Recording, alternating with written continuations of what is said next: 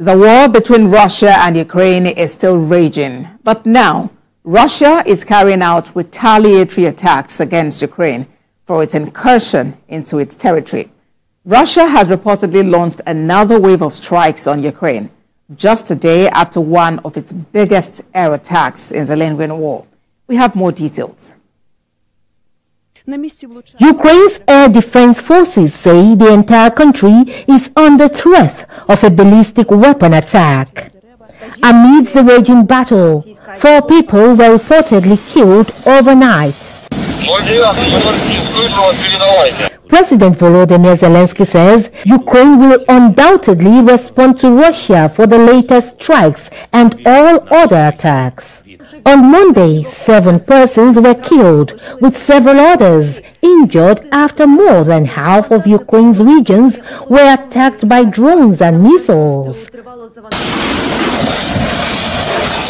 The attacks come 3 weeks after Ukraine's incursion into Russia's Kursk region, which Russia vowed to retaliate to. On the Russian side, the governor of the Belgorod region, which borders Ukraine, says 3 villages have been attacked by Ukrainian troops. 3 villages have been attacked by Ukraine's troops. A warehouse, shops and cars were amongst the losses he counted. Ukraine says it now has 100 Russian settlements under its control. Its top military commander says the country is continuing its offensive into Russia's Kursk territory. For more on this war situation, global affairs analyst Collins Onweke joins me from Brussels in Belgium. Good to have you join us, Mr. Onweke. Ukraine's air defense forces have now raised the alarm that the entire country is under threat of a ballistic weapon from Russia. Has Kyiv bitten more than it can chew with its incursion into Russia's Kursk region? Well, yes, I guess we saw this coming because there was, it was completely inconceivable that, Ukraine could, carry out the sort of military operation that they carried out in Russia without expecting, some retaliations. And of course, Vladimir Putin of Russia did promise that, this will come, and it has indeed, come to pass. Now, it is pure escalation and escalation because as we speak, Ukraine has actually announced that so far they have captured, well over 100 Russian settlements. They have seized, close to 1,300, square kilometers of, settlements, as well as some nearly 600 prisoners of war. That is for Russian soldiers. So you see, this is a war that has, gone on for 2 years, and it does appear that, it is only just beginning. These are very, very worrying times, as a matter of fact, Bossede. Very worrying times. And as it is, Ukraine was just really trying to pick up again from, the destruction that the Russian invasion has been causing, which is targeting its critical infrastructure. And now, Moscow has resumed that, targeting its water sources, targeting its energy sources. What do you think is the motive for that? Well, the motive for Ukraine, for Russia, carrying out these instructions, incursions, you mentioned, targeting very, very critical infrastructure, is basically, to achieve the goal of the war in the first place, which is total annihilation of Ukraine. They had promised that, from the beginning. There is no sign that any form of negotiation is going to solve this, at least not until Vladimir Putin actually achieves at least taking over most critical parts, destroying most critical parts of Ukraine's infrastructure, including its, weaponry system. And so, there cannot be another motivation for this. But you see,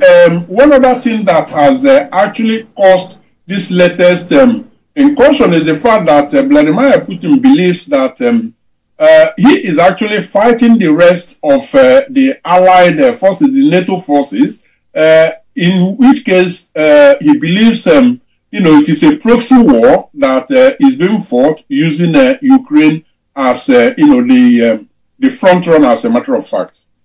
President Zelensky announced that Ukraine has successfully run a test of its first domestic made ballistic missile. What is the implication of that for the ongoing war with Russia? Well, it doesn't make the situation, better. And as you know, I talked about, this being a proxy war. As you probably know, Abasode, the UK has actually, committed to sending in long ballistic missiles, the Storm. The only thing that is, keeping that from being unleashed is the fact that the U.S. is not immediately buying into that. The European allies are all very much set, to continue to support Ukraine in this. And so in the end, you ask yourself, where is all this leading to? When will the satisfaction come, and then a negotiation, which ultimately will be the goal, will be the end of all of this? That negotiation, when will it begin, to happen? When retaliation, counter-retaliation continue to happen? So I think at this point, it looks like, the support for Ukraine, while it is important, is actually not helping the situation, because it's making it even, worse. But despite the support, Ukraine itself doesn't seem comfortable just yet, because it's asking for flexibility in the use of these weapons it's getting from the West. It's asking to be able to actually use them on Russian soil. But that doesn't seem to be getting a nod just yet. Yeah, well, and that is because they are bidding their time. As you know, there is no way Ukraine could have, had the boldness to go into Russian territory if they didn't have, the sort of support that they had. And I believe that somehow the West is actually supporting Ukraine this much, and in fact, we're set to see more military support for Ukraine, simply to see the extent to which Vladimir Putin will be subdued, and then subdued to submission. Well, it does look like that is far from happening, and to what extent this will go remains to be seen, really. Let's talk about ceasefire. Russian president has said that Ukraine would really need to withdraw its troops from the territories that Russia has annexed, or that it claims to have annexed, before a ceasefire could begin. Do you see this happening? Well, you can't rule out anything. As a matter of fact, if the parties are serious to, a ceasefire, to peace eventually coming in, there would have to be, some give and take, some horse trading. And so we're seeing from that perspective, yes, you can't rule it out.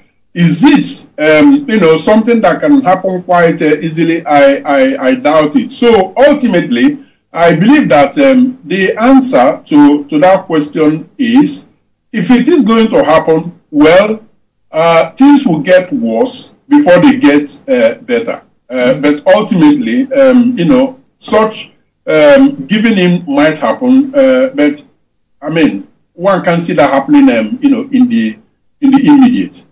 All right, then. Global Affairs Analyst Colin Nwenke, thank you so much for talking to us on World Now. Always my pleasure.